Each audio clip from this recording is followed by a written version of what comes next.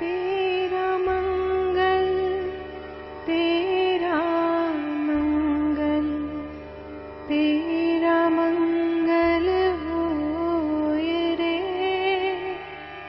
सबका मंगल सबका मंगल सबका मंगल होए रे. Hello everyone.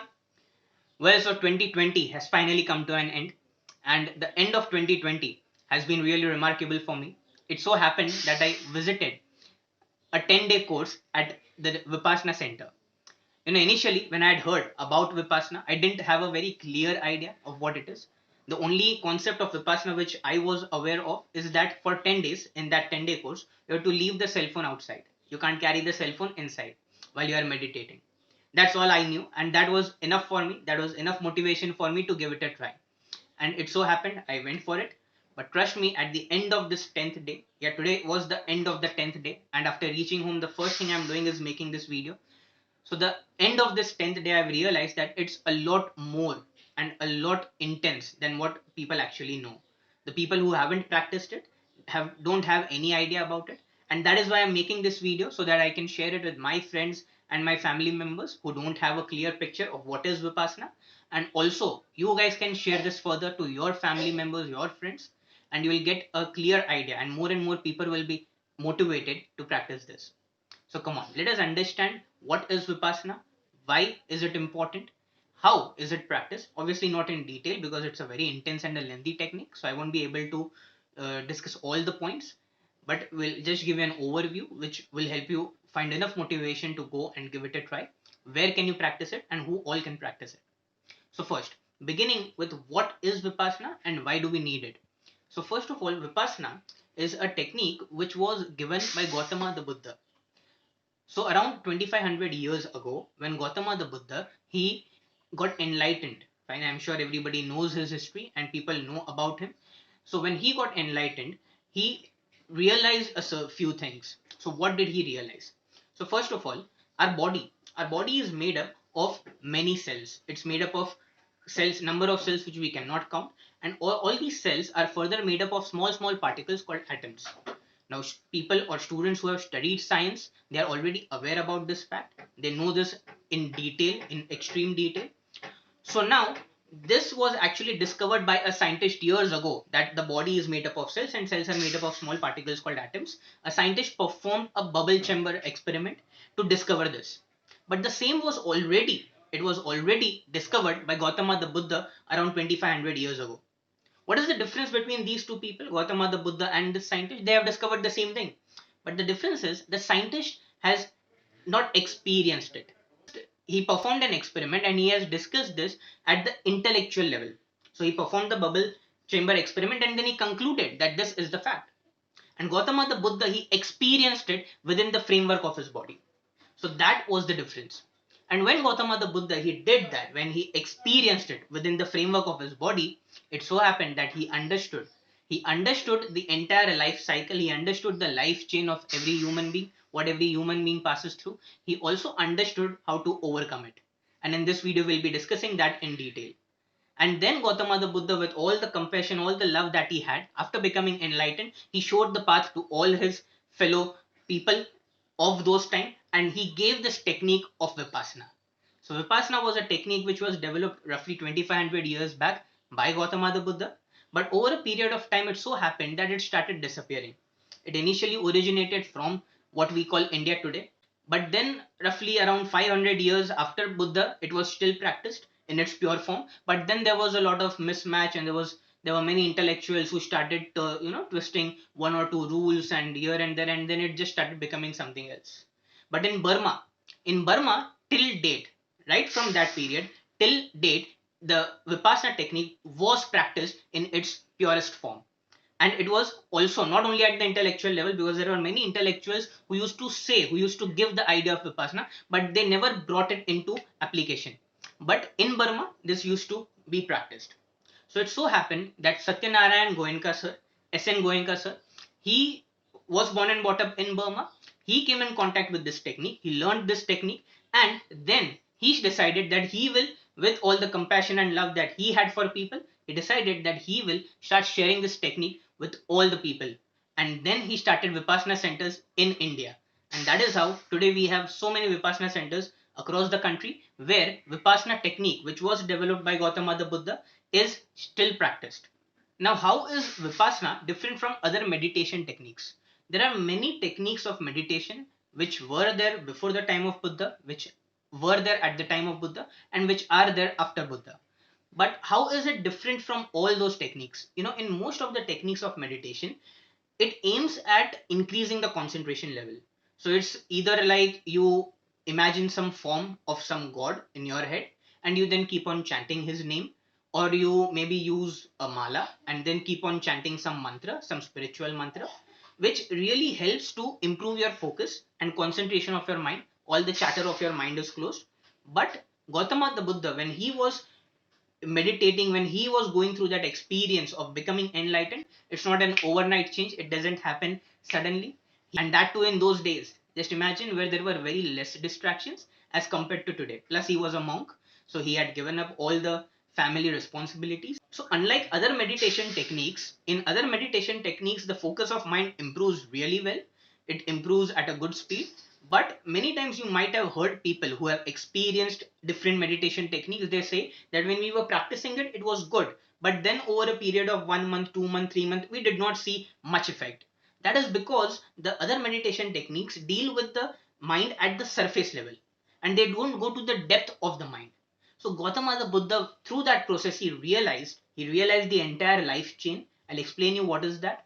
And then he found a solution that of all the misery that people have, right? Every person has so many problems in life. He deals with so many different issues. So he found the real cause of that misery. And once you get the cause, he also gave the solution.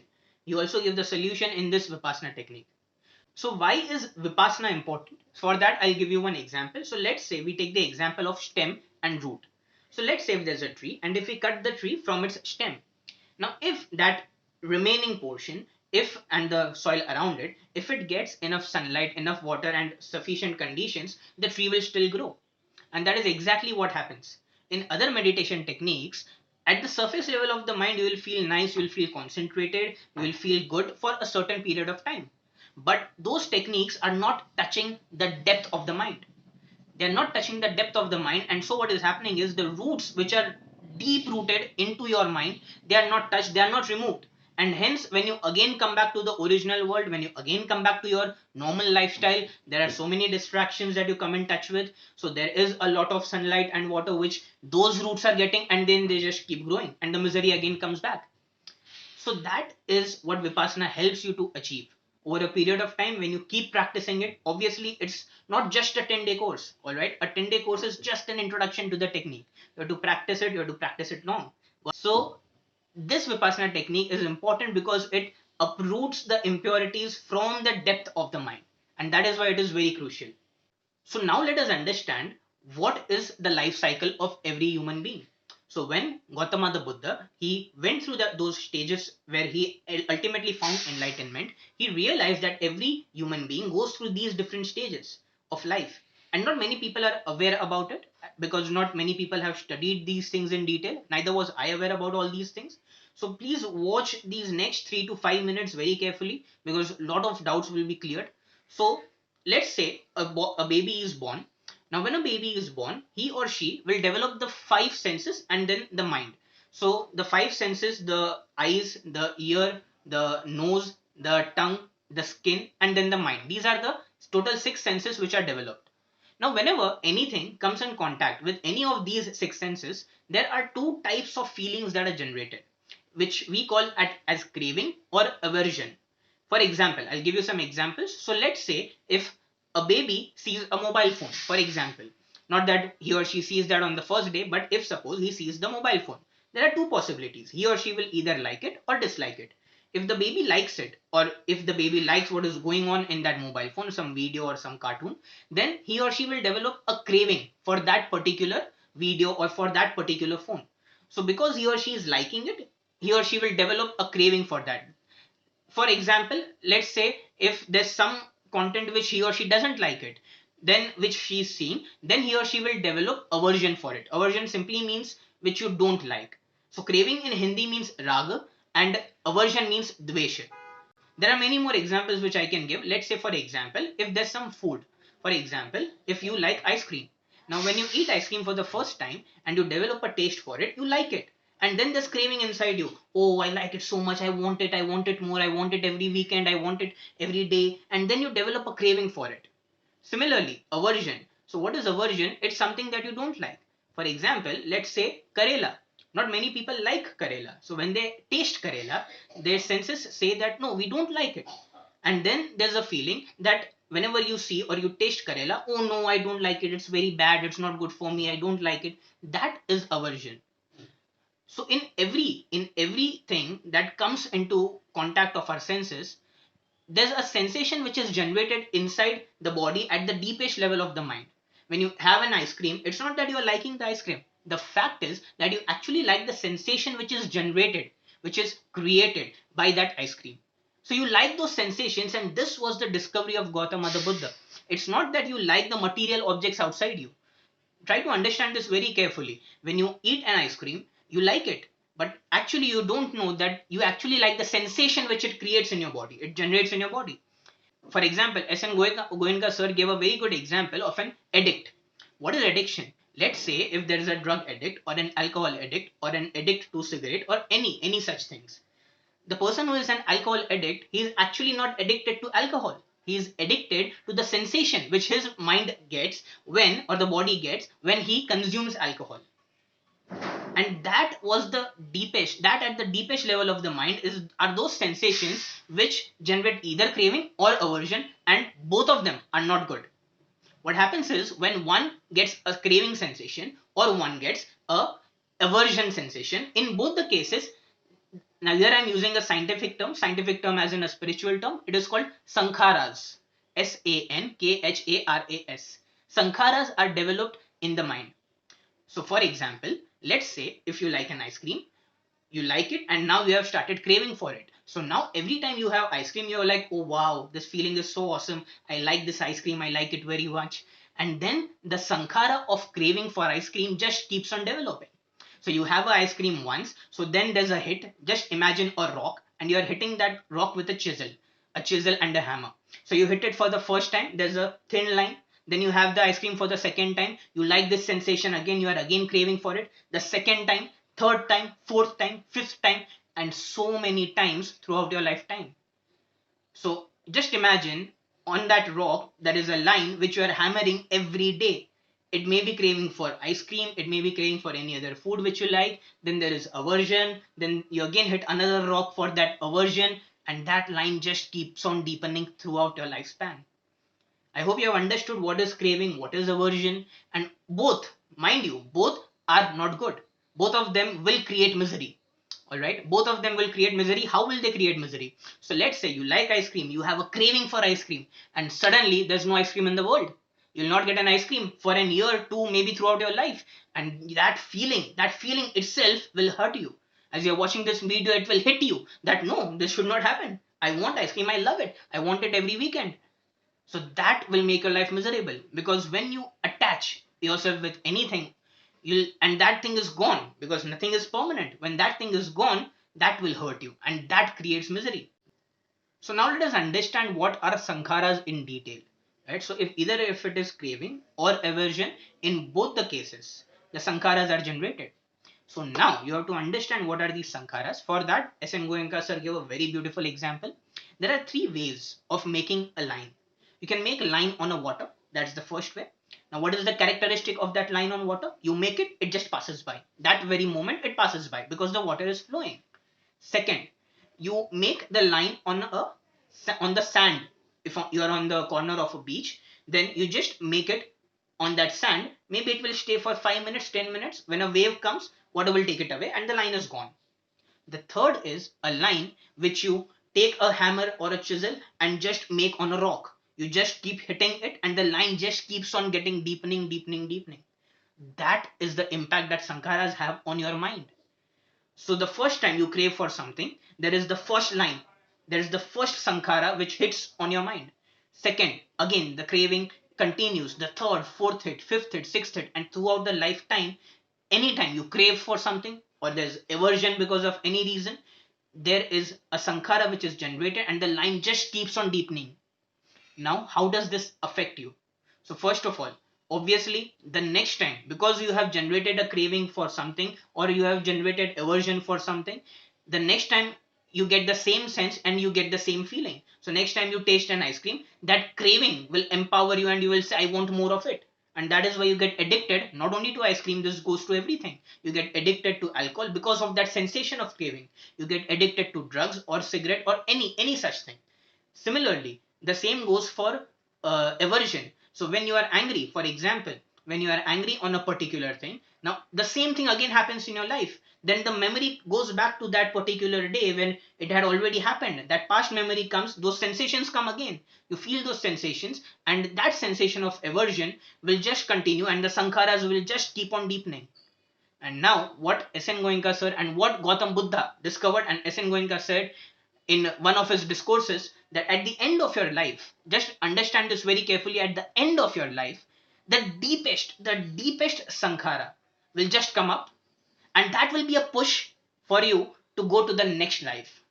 So just imagine if I develop a craving for alcohol.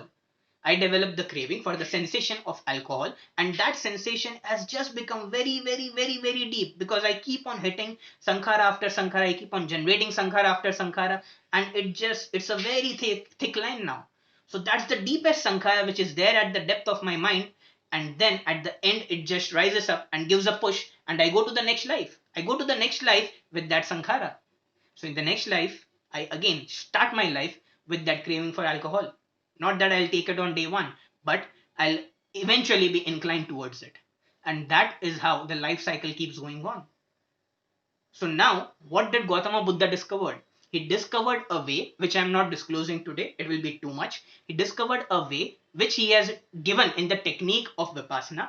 And by that way, by that method, if you follow that technique, if you practice that technique regularly, you can stop this life cycle.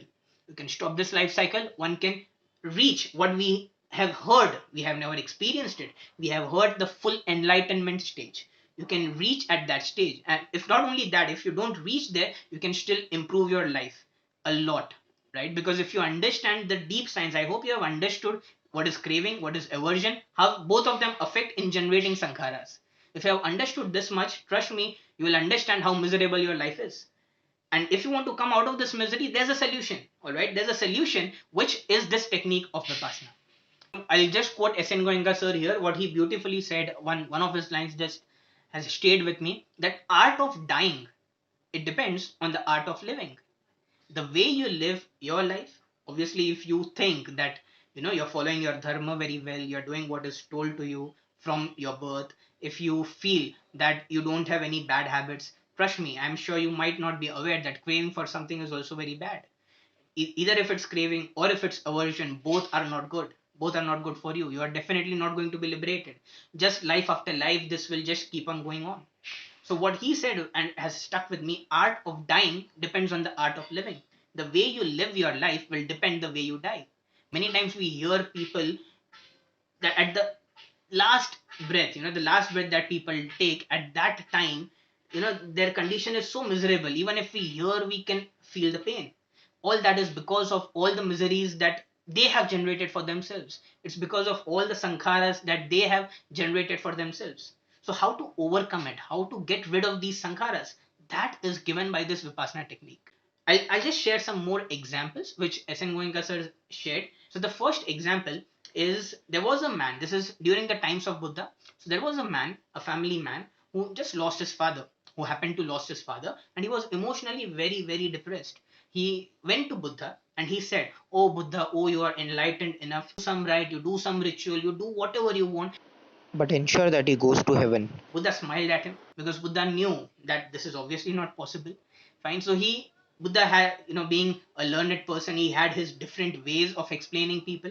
Had he just said him that, no, this is not going to happen, it's not possible, this is the cycle of life, everybody comes, everybody goes, that theory would not have hit the person because he was so emotionally attached to his father. He was in that emotional dogma. So Buddha said him to do one thing. So what Buddha said is, so Buddha said that man, so okay man, I'll do this for you. So you do one thing. You go in the market, you buy two pots. You buy two pots. In one pot, you fill it with pebbles. You fill it with pebbles, stones, and the other pot, you fill it with butter. All right. At those times, they used to call it makhan. So the man got very happy. Oh wow, Buddha is going to perform some rites, some ritual for me. So come on, I'll do this. So he brought those two pots. One was with pebbles, and the other one was with butter. He said, "Here is this lake. So you put these two pots in this lake such that they go to the depth and they are there. They stay at the ground level, the ground surface or up to, under the water." So he did that. He did that. Then Buddha says, "You take this stick." So he gave him a stick and he said, "You have to break both these pots." He said, "All right, I'll do that." So he broke the first pot. He broke the second pot. Now what happened is, when he broke the first pot, I'm sure many people must have understood what would have happened. So logic and science says that because the density of pebbles and stones is much greater than water, it will just stay there at the bottom. And this butter, because the density is so lighter, it's lighter than water, so it will just rise up to the surface. That is exactly what happened. Buddha asked that young man that, "Do you know why did this happen?" And he explained the science behind it. So Buddha tells him, smiles at him, and tells him, "If you know this much science, if you know this much logic, can't you understand that if your father has done all good things throughout his life, if he has lived life the way he should, then his sankharas will be very lighter and he will rise up like butter. But if he has not done, if he has done some cruel things to humanity, if he has done some wrong deeds, his sankharas will be so deep that he will be there at the bottom and he might go to hell." And then he understood that this is how life is, right? So I hope you guys have understood what is sankhara, and trust me, everybody generates it every day, and not one, not two, hundreds of sankharas every day, because you are all out of 24 hours, only the 8 hours that you are sleeping, the remaining 16 hours you are into some or the other contact, right? Some of your senses is working and there is craving, there is aversion generated every moment. You have to get rid of this, you have to get rid of this. And there are many stories, many success stories, people who have come out of this following the path of Dhamma simply means this path which Buddha has led, and Vipassana is one of the techniques on that path of Dhamma. It is just the beginning of Dhamma. Now I would like to share a few more examples. So it is during the times of SN Goenka sir, his mentor, when where he learned Vipassana technique, the mentor of SN Goenka sir. So these are the times back of Burma, right? So Burma had got independent like just recently, and in Burma they had a president. So one of the presidents, he was actually the prince. He was the prince. He was the son of some king, and it so happened that once that president he became president, he was very happy and he wanted to throw a party. So he took the permission of the prime minister, and the prime minister allowed that. All right, we can you can go ahead with this, you can call a party. So the party was supposed to be at 7:30. So everybody gathered, the guests gathered, but the host was missing. So it was 7:15, it was 7:30, it became 7:45, it just became 8 o'clock, and everybody, there are whispers that where is the host, where is the host of the party. The prime minister called the servant and he asked him, "Where is the president? You have to search for him. So come on, go and find him." So he goes to his room and he runs back to the president, to the prime minister, and says him, "Sir, he can't come. He has drunk so much that he is lying on the bed and he is not conscious at all." But he says, "No, we have to bring him, you have to get him somehow." And they somehow managed to get him. And what happens is, the president comes, he is not in his mind, he is out of his consciousness. And it so happens that in the party, in front of everyone, he pukes in front of everyone, and it's a very embarrassing situation for everyone. The prime minister is like, "Oh my god, in this wonderful land of Dhamma, where we have been following the techniques given by Buddha, what kind of a person did I make the president?" So that's the scene ends there. And then the president, next day when he wakes up, he's thinking, "Oh my god, what a big mess I am. What did I do on that day, on that big day when every big person of the country is here? I just made a mess of everything." And he was in that social dilemma. So it so happens that he just passes through one of the Vipassana academies.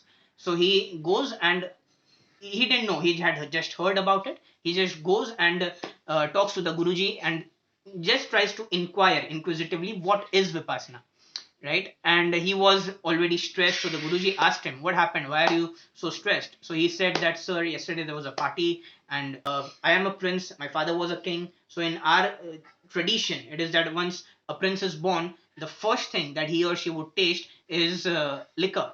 Like liquor is given in a spoon to me, in a silver spoon, and that is our tradition. So my blood is more than half of it is liquor, and I'm so much addicted towards it. Yesterday I had it, and I just made a mess at that party." The Guruji said him, "Why not you just attend this 10-day Vipassana course, and then you may definitely think, and then you can take it forward.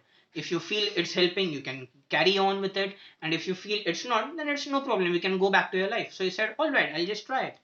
Right? And the first thing that the first thing that Guruji said is, so you have to come here, but before you enter here, you have to just keep one thing in mind. These are the five shields. These are the five rules. Rule means shield. Five rules which you have to follow anyhow. Alright, so these are the five rules that every Vipassana meditator has to follow in that 10-day course. And then when it came down to that fifth one, he was like, "Oh no, sir, no, no, no, no, no. That is not going to happen. I'm so much addicted towards alcohol, I'll need it every day." He said, "No, no, no, nothing doing. Then you just go. It's not for you." But he said, "No, sir, I want to give it a try." Alright, not every day, but 5 times a day, 5 days out of those 10 days. "No, no, no, nothing doing. Even that is not allowed. Sir, at least once in every 2 days." "No, no, no, nothing, nothing doing. Sir, at least once in that 10 days I can have it." "No, no, no, nothing doing." Those five shields, guys, for all those who are planning to go for Vipassana, trust me, you have to follow those five shields. It is that important. Those five shields, he then finally said, "All right, I'll not do it for 10 days. I'll come over it for 10 days, and then I'll see. If I like the technique, fair enough. If I don't, fair enough." And then it so happened that the president of Burma, he tried Vipassana technique, and then he just loved it, and he did not consume alcohol for the rest of his life. All right, he just came over it. Right? It's just one example. There are many such examples. Another example which I would like to share is during the times of Buddha. It's a very inspiring example. The example is of Angulimal. All right, Anguli means the fingers. We call it Ungli. In those days, they used to call it Anguli.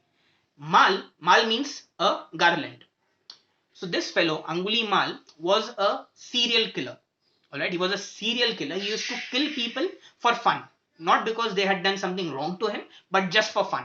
Alright, and what he used to do is when he used to kill someone, he used to cut his little finger. He used to cut his little finger, and then he used to maintain that garland with all those fingers, and then he used to count it to just check how many people has he killed.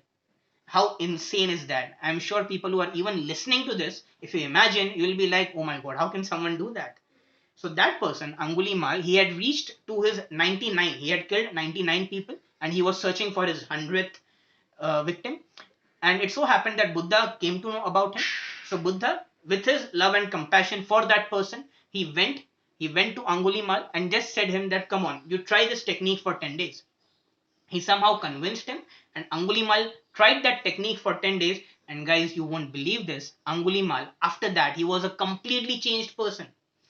He understood in those 10 days that what miserable person he was, and so much misery he caused for himself and also for others by taking the lives of those people, and also the misery to those families.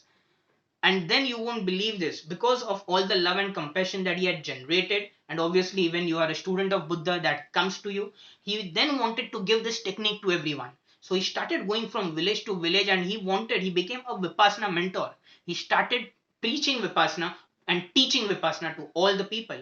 And it so happened that when he went to one of the villages, somebody identified him, that he is that man who had killed my mother, or maybe he had killed my father. And people started identifying him, and then with all the anger that those people had, they wanted to take some revenge. So they started throwing stones at him, they wanted to kill him. And but still Angulimal didn't react to it. And Angulimal, he wanted to still teach them, and with all the love and compassion, he was trying to explain those people. "See, I agree what I have done to your family members in the past is really wrong, but I have come out of my misery. I want you all to come out of your misery." And he still wanted to teach it. That is how it can convert to such a person. Just imagine a person who kills just for fun, just because he loves that. That's insane. And we are still a lot better human beings. Can't it help us? Just think about this. I'm sure it can if you want it. Of course, you have to need, you should generate that want that you have to become better people. Only then it will help you.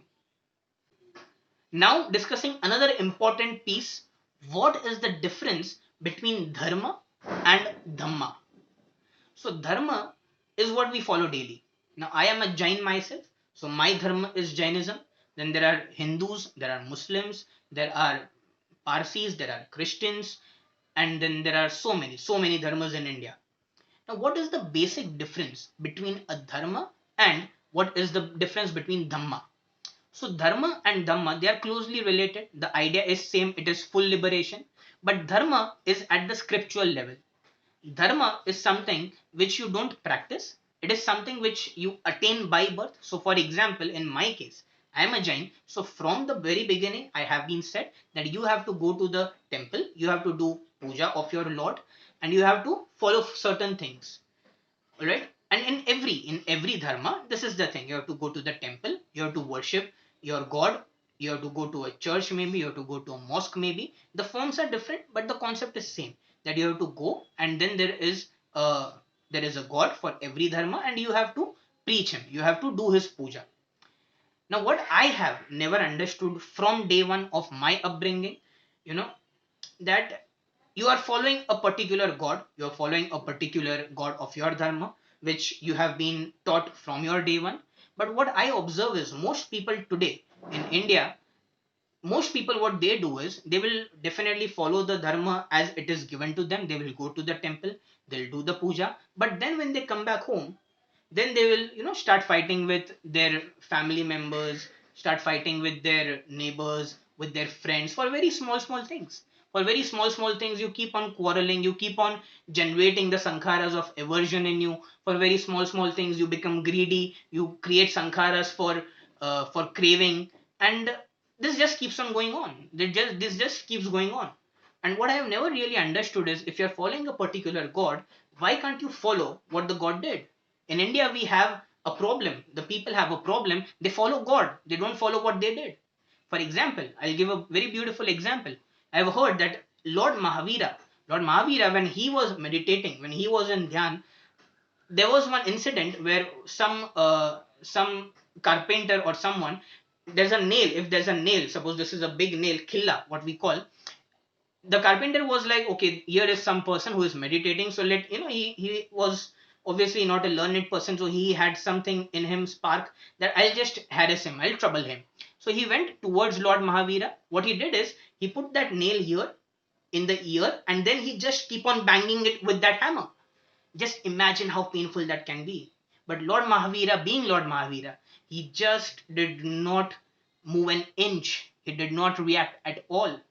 Isn't that great, guys? I mean, can you even think somebody, I mean, somebody if brings an ear close, I'll be like, oh, something will happen to me. And he is just hitting. Lord Mahavira is bleeding from the ear, and there's so much damage made at the physical level, but he did not move an inch. He did not open his eyes. He did not do his hand to just move him away. Nothing, no reaction at all. And today, if suppose there's an insect who bites me on my hand, the instant reaction will be to just kill that insect. And is that what your God is teaching you? You do the puja of your god and then you just keep doing all these things? No, that is where a big gap is. People, for their convenience, they have forgotten the teachings of their gods. They are not trying to follow them because they are tough. What Lord Mahavira did is not easy. Trust me, it's not easy. It's very tough. In this life, in any life, it's very tough. And that is why people, for their convenience, what they have done is they have changed the meaning of dharma, and now for them dharma is just to go to that idol, to do the puja, and that's it. I'm not saying it's wrong. It's very positive. It gives you it's a good way to start your day. But not only that, you have to try to follow him. You have to try to follow what he did. You have to try to follow all his qualities. People are not even trying. And that is where Dharma fails. So Dhamma is something given by Gautama the Buddha. It is not Buddhism. Mind you, it is not Buddhism. Gautama the Buddha, he never wanted to give Buddhism. So he has given Dhamma. Dhamma simply means it's a technique. Vipassana is that technique which takes you to that final enlightenment goal, and this entire procedure is called Dhamma. There are no scriptures. There's no God. You don't have to follow Gautama the Buddha. You don't have to go to his idol and do his puja. No, that is not required. You just have to follow this technique where you are observing yourself. You are doing everything in the framework of your body. You are experiencing it. It's not about just reading some scriptures which have been written 2500 years back. No, that is not Dhamma. So Dhamma is something which you are practicing yourself.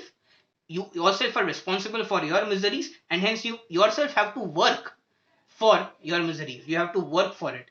And that is Dhamma. That is the teaching of Dhamma. And that is why both are different. Dhamma is basically free from all religions. Anybody and everyone can practice Dhamma and learn the technique of Vipassana. Whether you are Hindu or a Muslim or a Jain or a Christian, it doesn't matter. You just have to be a human and you can practice Vipassana and walk on the path of Dhamma. It's basically free from the shackles of religion. Another wonderful example I would like to give is the example of Lord Rama. All right, everybody knows the story of Lord Rama. He left his kingdom, he left all the virtues of that kingdom, because after Raja Dashrath, he was the next one who should have taken the throne. He left all that and he just went because his father said him to do so. There were some reasons, and I'm sure everybody is aware about that. So, in the entire history, guys, in the entire history of mankind, there's only one example where two brothers are fighting, not for themselves, because they want the other one to take the throne. Lord Rama is telling Bharat that, young man, you have to take the throne because our father wants you to do so. And Bharat is telling, no, no, no, no, no. After my father, you are the next one in line. You are the one who are more deserving and you have to take the throne. So, in the entire history of mankind, this is the only example where there are two brothers who are fighting each other, and not because they want something. No, no, no, no, no. Because they want the other person to enjoy all the virtues of life. And now there are Ram Bhaktas everywhere, right? There are people who follow Lord Rama. Well, you must have heard so many stories of two brothers quarreling, right? For property issues. They're quarreling, they're fighting with each other. Not only property issues, there are so many issues. And throughout the lifetime, there are court cases which they have to go through. There are trials and trials and trials after trials. So if you just understand, people who are following Lord Rama, they say, oh, we follow Lord Rama. We go every day to the temple. We maybe offer them a garland. I'm not sure what is the tradition for people who follow Lord Rama.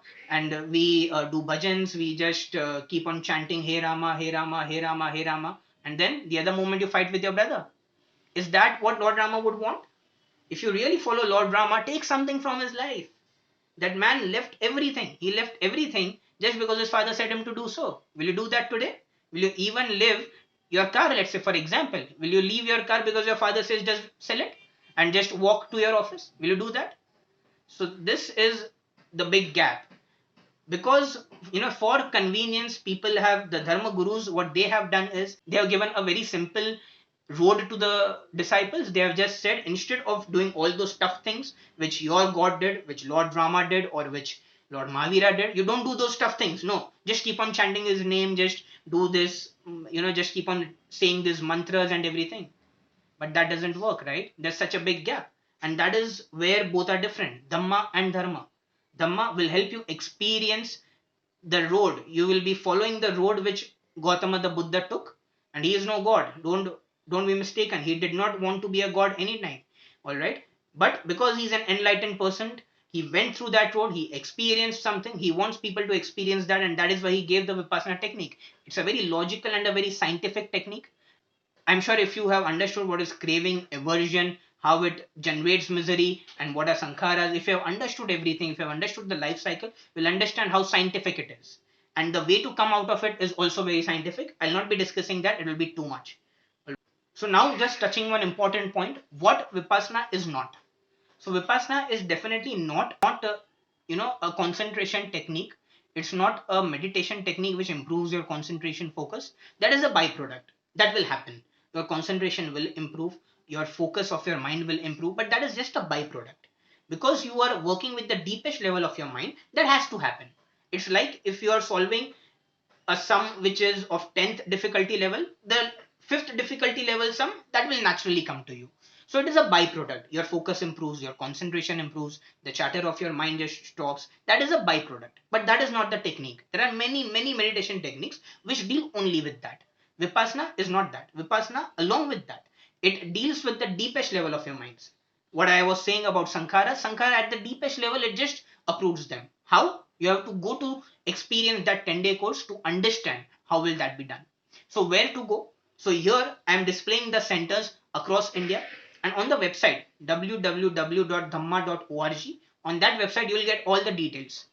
So you can pick the center which is nearest to your house, and also there are different time schedule.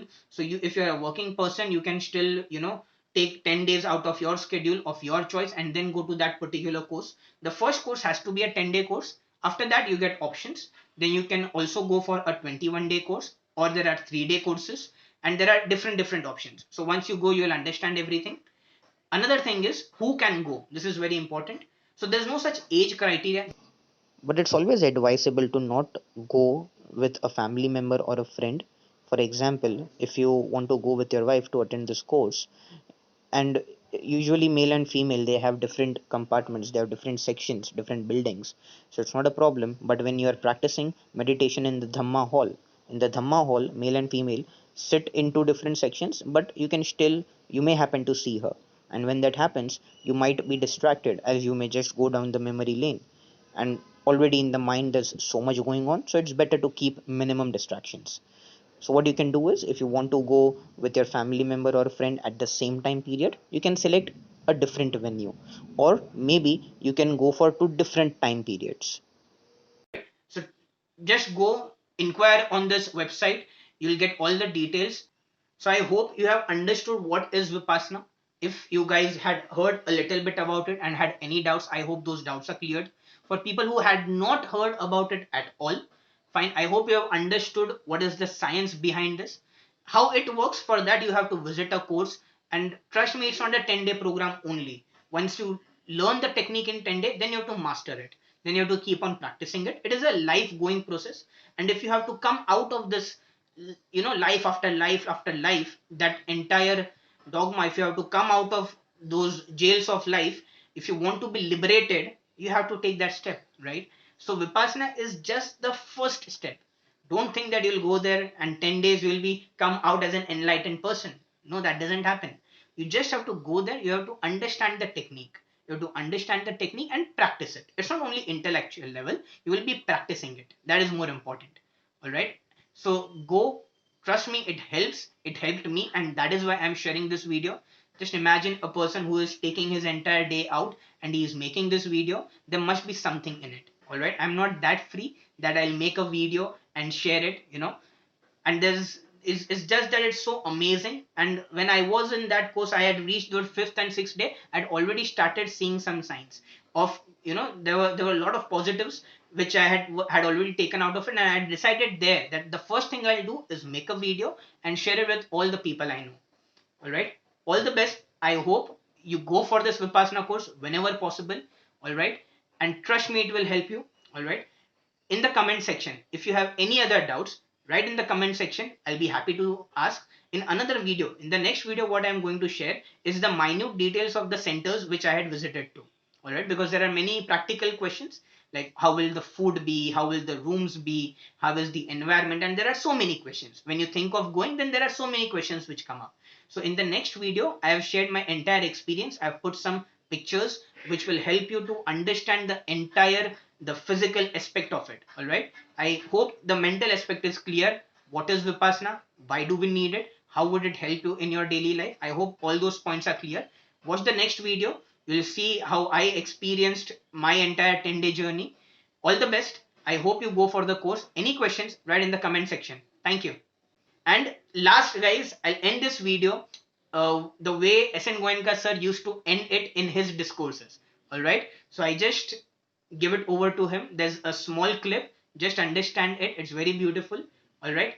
All the best. सबका मंगल हो, सबका कल्याण हो, सबकी स्वस्थ मुक्ति हो। भवतु सर्वमङ्गलं, भवतु सर्वमङ्गलं, भवतु